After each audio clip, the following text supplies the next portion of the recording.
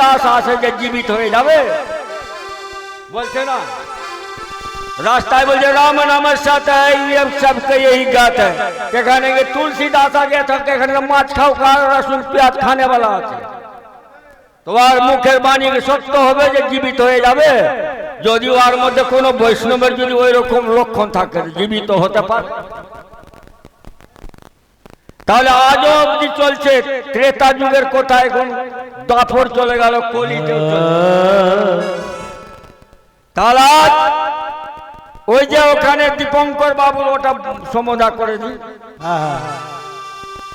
আমার এই প্রমাণিক বাবুর মা 10 টাকার দান দিলেন, এটা গুপ্ত দান। 10 টাকা দান আর 1 টাকা দানে দিলেন সম্মান। তার সপরিবারের জন্য করে কল্যাণ আর রাখে যেন সকলের মান। জয় নিতা। এবার মা দাঁড়িয়ে এলেন ওই যে জমিদার লালাজির ওখানে। তো ওই যে 9টা পতাকা লাল ঝুলছে আর 9 কোটি টাকার মালিক। এবার বলছে রাধে রাধে। বাবা লালা বলছি বাবা এখানে বলবেন না, ওদিকে চলে যান, মন্দির আছে অনেক। এবার সাধু বাবা কি বললাম, মা দাঁড়ি সেজে নিলেন, দেখি তোমার কত বড়ই আছে। তোমার ধন দিলাম তো তুমি একবার অভিমানে পূর্ণ হয়ে গেছো। এবার মা দাঁড়ি হয়ে গেলেন, বলছে রাধে রাধে বাবা, মা আমি আছে মা দাঁড়ি। বলছে কি ব্যাপার? বলছে ও আকাশে চন্দ্র আর সূর্যের সঙ্গে ঝগড়া লেগে গেছে। ঝগড়া লেগে গেছে আকাশে চন্দ্র সূর্যের সঙ্গে ঝগড়া লেগে গেছে। তাহলে চন্দ্র সূর্য যদি না থাকে তো পৃথিবীটা ধ্বংস হয়ে যাবে। আমি যাব ঝগড়াটা মীমাংসা করতে। যে বাবা কোনদিন হয়নি আর হবে ওনার, আপনি করতে চলেছেন। আমি মাদারি জাদুকর, আমি সব পারবো। তাহলে আমার এটা স্ত্রী আছে, তোমার কাছে আমি একটু রাখবো, মানে 1 দিনের জন্য। বলছে বাবা আপনি কি করে ঝগড়া আকাশে কি করে যাবেন? বলছে আমি মা দাঁড়িয়ে আছি, দেখবা একটা লম্বা বাঁশ এনে দাও। লম্বা বাঁশে যেন মানে পায়া মানে উপরে উঠার যেন ই থাকে, গিট থাকে। ঠিক আছে। এবার লম্বা একটা বাঁশ এনে দিলেন গিট সহ। এবার মা দাঁড়িয়ে কি করলেন? বলছেন বালাজি এ আমার স্ত্রী সধর্মিনী থাকলো, একটা কাগজ করে নিব। কি জানি আমার স্ত্রী তো অনেক রূপবতী আছে, মানুষের মত তো আবার অন্যরকম হয়ে যায়, একটা কাগজ করে দাও। একটা কাগজে লিখে বন্ড লিখে আর আবার 2-4টা লোককে সই করে আর নিজের স্ত্রীকে রেখে দিল। এবার লম্বা বাসে উঠলো রাধে রাধে বলে, ও তো স্বয়ং ভগবান আছে। এবার ধন যে দিয়েছে সে ধনটা কি করে নিবে তার বুদ্ধি করছে। এবার পিঠের মধ্যে উঠতে উঠতে যখন উপরে চলে গেলেন তখন তো অবরভূতা হয়ে গেল। এবার কিছুক্ষণের পরে একটা হাত পড়ছে ওখান থেকে কেটে, আকাশ থেকে নিচে নামলো। এবার রক্তাক্ত হয়ে গেল। এবার মানে ও লালাজি বলছে আরে এই তো মরে গেল, ঝগড়া মীমাংসা করবে? এত একটা হাত পড়ে গেল কেটে ওখানে ঝগড়াতে। আবার কিছুক্ষণ পরে বাম হাতটা কেটে পড়ল। আবার কিছুক্ষণের মধ্যে একটা পা এরকম করে 2টা পা পড়লো, মুন্ডটা পড়লো, দেহটা পড়ে গেল। বলছে শেষ হয়ে গেল। এই ঝগড়াকে মীমাংসা করতে গেল, নিজে মানে মৃত্যু মানতে গেল। এবার গ্রামবাসী বলছে ভাই দেখে যাও দেখে যাও, ওই যে মাদারিটা গেল ঝগড়াকে মানে মীমাংসা করতে, নিজে মীমাংসা হয়ে চলে আসলো। একে কি করা যায়? বলে একে সৎকার্য করতে হবে শ্মশানে। একে রাখতে গেলে তো মানে গলে পড়ে যাবে, গন্ধ করবে তো। যাও চলো সবাই শ্মশানে। তো একজন বলছে সতী প্রথা, আগের নিয়ম কি ছিল, তার স্বামী দেহ রাখলে তার স্ত্রীকে জীবিত হাত পা বেঁধে আগুনে ওই মানে সারাতে দিয়ে দিত, চিতায় জ্বালাচ্ছিল। হ্যাঁ, এটা হলো সতী প্রথা। এবার কি করলেন, শ্মশানে নিয়ে গেলেন, আর স্ত্রীকেও হাত পা বেঁধে ওই চিতায় পুড়িয়ে দিয়েছে। ভগবানের মায়াকে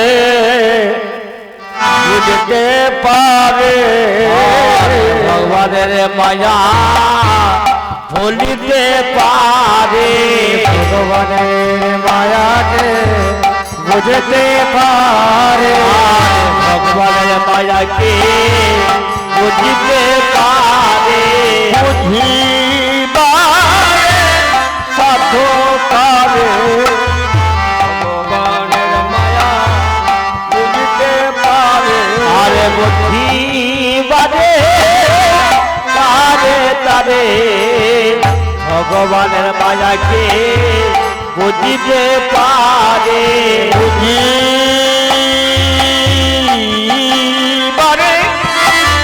সাধ্য পারে, সাধ্য তার নাই বুঝিবারে, ভগবান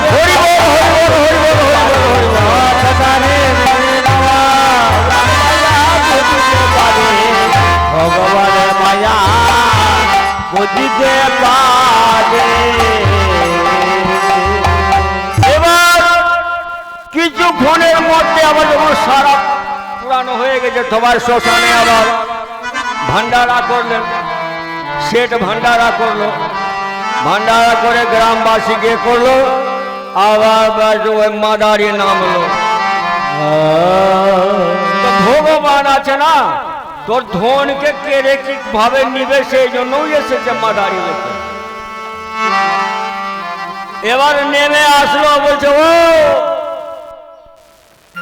গোপাল বাবু, রাধে রাধে, রাধে রাধে, বুঝলেন আপনি বেঁচে আছেন? রে আমি মাদারি না। বলছে আপনার হাত পড়লো কেটে, দুটা পা পড়লো, গলা মুন্ড পড়লো, দেহটা পড়লো, আমি পুড়িয়ে দিয়েছি। বলছে আমার স্ত্রী কোথায় আছে, এনে দাও।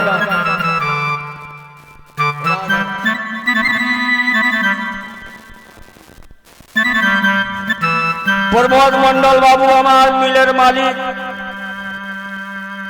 20 টাকা দান আর 10 টাকা দিলেন দানের সম্মান আমার প্রমোদ বাবুর যেন সপরিবারের করে কল্যাণ, যেন আমার যেই বিজনেস ব্যবসা করছে ঠাকুর ওদের বাড়ির সবাই মানে আপনাকে ভালোবাসছে, ভগবানকে, তার সবাইকে যেন মঙ্গল করবেন, আর যেন যেই কাজে আছে সেই যেন আমার মঙ্গল থাকুক, আর ভগবানের চরণের দিকে তার রতিমতি থাকুক।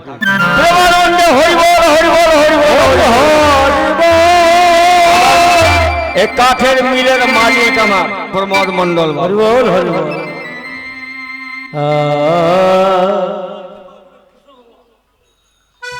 আমার গুরুদেব বলছে একটা কথা আরো বলে দাও, দিলেন দান কৃষ্ণ ভগবান করবে কল্যাণ। রাধে রাধে।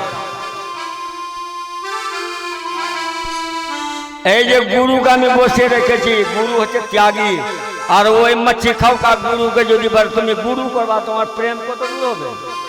ওটা নিজে ঠিক নাই, তোমাকে কি ঠিক করবে? তাহলে এবার বলছে আমার স্ত্রী বলছে আপনার ওই চিতাতে পুড়িয়ে দিয়েছে।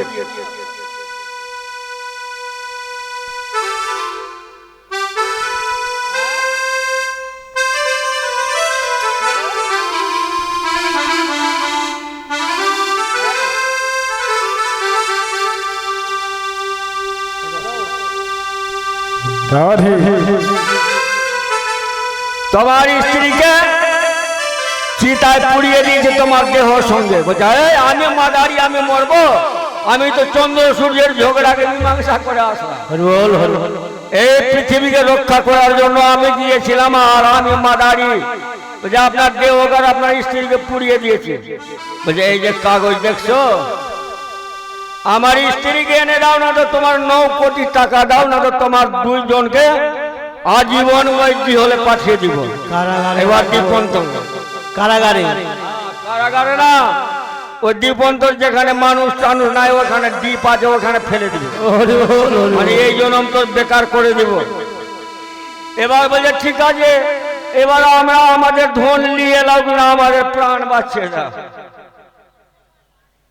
9 কোটি টাকা নিয়ে দাও আর আমার প্রাণটা বাঁচিয়ে দাও, বাড়ি ঘর সব নিয়ে দাও, আমি ভিক্ষা চেয়ে খাবো বৃন্দাবন। বৃন্দাবন এ ঠিক আছে দাও, তোমার যে আছে চেক আছে দাও, তোমার 9 কোটি টাকা। এবার নিয়ে নিল। এবার ওই আগরওয়াল ওখানে দাঁড়িয়ে আছে, এবার ও নিজের স্ত্রীকে ডাকছে, লক্ষ্মী আয় রে। ওই যে স্ত্রীকে রেখেছিল আবার চলে আসলো, রাধে রাধে রাধে রাধে রাধে রাধে জপা করো